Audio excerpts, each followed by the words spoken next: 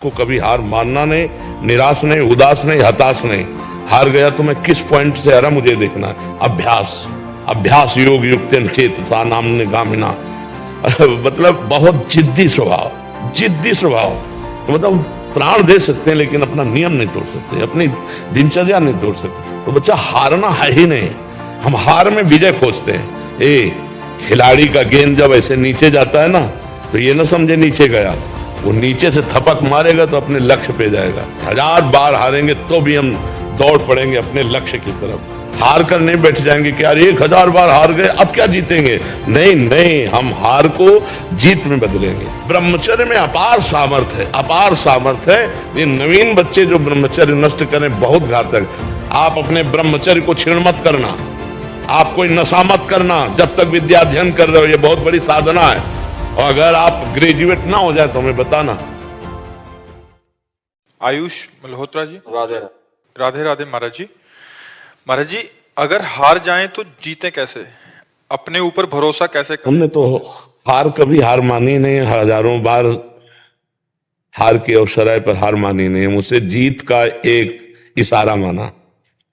जब हार होती तो हम उसमें ढूंढते हैं कि मेरी हार कहां से हुई, कौन सा पॉइंट है जिसमें हमसे चूक हो गई, तो हमारी जीत का वो कदम बनेगा। हार को हमने कभी हार माना नहीं, कभी निराश नहीं हुई, कभी हताश नहीं हुई। जिद्दी स्वभाव, ये हम अपने लिए नहीं कह रहे, ये उत्तर दे रहे हैं हम आपको। हाँ, हार को कभी हार मानना नहीं, निराश नहीं, उदास नहीं, हताश नहीं। हार गया तो मैं किस पॉइंट से हारा मुझे देखना है। मेरे अभ्यास में कमी हुई या मेरे अंदर प्रमाद स्थिति आ गई। हम इसे भाग्य नहीं मानते। भाग्य को तो झाड़ू लगा के कोने में रखना है, नहीं तो भगवत प्राप्ति भाग्य से नहीं होती। हमारा भाग्य कितना बड़ा, पीछे का कर्म ही तो है। हम इतना विशाल कर्म करेंगे कि उसे दबा देंगे। राधा राधा राधा, और चूक कहां हुई। रात दिन अपने कर्तव्य कर्म के अभ्यास में दृढ़ हो जाए तो सबसे ज्यादा प्रवीण हो जाएगा। अभ्यास में बहुत बड़ी ताकत है, बहुत बड़ी ताकत। आंख मूंद करके आदमी को लिटा करके आसपास नारियल रख करके गन से मार रहा है, जरा चूक जाए तो उसकी खोपड़ी फट जाएगी। अभ्यास अभ्यास योग युक्तेन चेतसा नाम्ने गामिना। अर्जुन जी को अभ्यास से दिव्य बनना हुआ। जब देखा कि दीपक बुझ गया और भोजन का कवल मुख में ही गया, तो अर्जुन ने कहा ये ऐसा कैसे हो गया, हम प्रकाश में पा रहे थे, इसका मतलब इसका अभ्यास है। मतलब अभ्यास अगर हो जाए तो कुछ भी किया जा सकता है। रात्रि में साए साए बाणों की, तो उनके जो गुरुदेव थे वो गए, देखा तो उनका अर्जुन इतना तुम्हारे अभ्यास में प्रियता है, तो उनका गुरुदेव विश्व का सबसे बड़ा धनुर्धर बनना है। तो द्रोणाचार्य जी ने कहा मैं आशीर्वाद देता हूं तुम्हारे अभ्यास को देखकर कि विश्व में तुम्हारे जैसा धनुर्धर कोई नहीं होगा। तो हम भी भगवान के अंश हैं यार, हम थोड़ी चूक कर देते हैं। मनोरंजन के लिए हम ढील दे देते हैं, अपने अभ्यास में प्रमाद कर देते हैं। चाहे पढ़ाई हो, चाहे जो भी हो, हमको बिल्कुल उसमें तन्मय रहना है। राधा राधा राधा, पढ़ाई हमारा कर्तव्य। तो हम इतनी मोटी ग्रंथ होगी, हम उसे कंठस्थ कर लेंगे, पूछो कहां से पूछोगे। पर यह तभी होगा जब ब्रह्मचर्य ठीक होगा, खान पान ठीक होगा, नहीं तो स्मृति का नाश हो जाता है ब्रह्मचर्य। आज जो नए बच्चे हैं ना, ब्रह्मचर्य का नाश मतलब स्मृति का नाश, दिमाग, प्रमाद, गंदी बातें देखना, यही सब अच्छा लगेगा।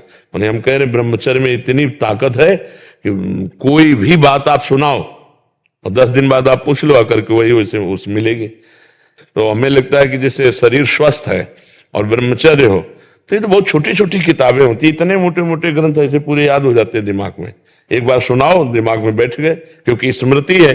अब नए नए बच्चे गंदी गंदी बातें देखते हैं, गंदा भोजन करते हैं, व्यसन करते हैं, तो उनकी स्मृति पढ़ाई में कहाँ लगेगी, फिर तो गंदी गंदी बातों में लगेगी। और फिर जब हार जाते हैं तो वो सोचते हैं कि शरीर को नष्ट कर दें, क्योंकि ताड़ना मिलती घर से कि इतने पैसे लगाए पढ़ाई में और ऐसा तुम कर दिए। तो माता पिता तो बड़ी मेहनत से कमा कर तुम्हें पढ़ा रहे हैं, तुम व्यसन आदमी ऐसे। तो हमें लगता है बच्चा कि अगर संयम से चला जाए तो जिस डिपार्टमेंट में हम हो, हम जान की बाजी लगाकर ऐसा अभ्यास करें, कौन किस में फेल हो जाएंगे। ये बाबागिरी कोई छोटी मोटी युद्ध वाली बात नहीं, बहुत बड़े युद्ध की बात है, बहुत बड़े युद्ध की बात है। ये कोई खिलवाड़ नहीं, जैसे अपने लोग बचपन से आए ना, भूख प्यास गर्मी सर्दी काम क्रोध लोभ मोह मद मत्सर, लोगों की गालियां सामने से, तो हमें हारना नहीं। हम अपने उदाहरण से कहते हैं, अगर हम आज जरा सा अपने को स्वीकार कर लें कि मैं किडनी फेलियर आदमी हूं, तो उठने लायक नहीं हूं, उठने लायक नहीं। हार नहीं मानी, आज भी हार नहीं मानी। हम अपने समय से देखते हैं, हमें उठाओ, हमें स्नान करवाओ, हमें चलो, ले चलो, हमारी दिनचर्या चलेगी। मतलब बहुत जिद्दी स्वभाव, जिद्दी स्वभाव।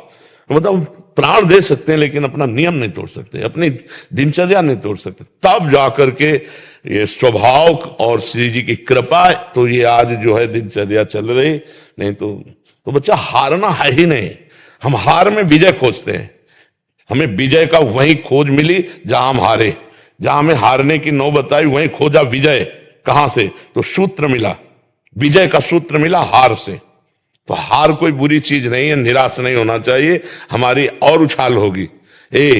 खिलाड़ी का गेंद जब ऐसे नीचे जाता है ना, तो ये ना समझे नीचे गया, वो नीचे से थपक मारेगा तो अपने लक्ष्य पे जाएगा। हम सब भगवान के हाथ के बाल हैं, हमको चिंता नहीं करनी है, बस हमें अभ्यास करना है और भगवान का चिंतन करना। कोई भी कार्य ऐसा दुर्लभ नहीं जो हम कर न सके। हम मनुष्य हैं, भगवान के अंश हैं, हमको हारना नहीं। 1000 बार हारेंगे तो भी हम दौड़ पड़ेंगे अपने लक्ष्य की तरफ।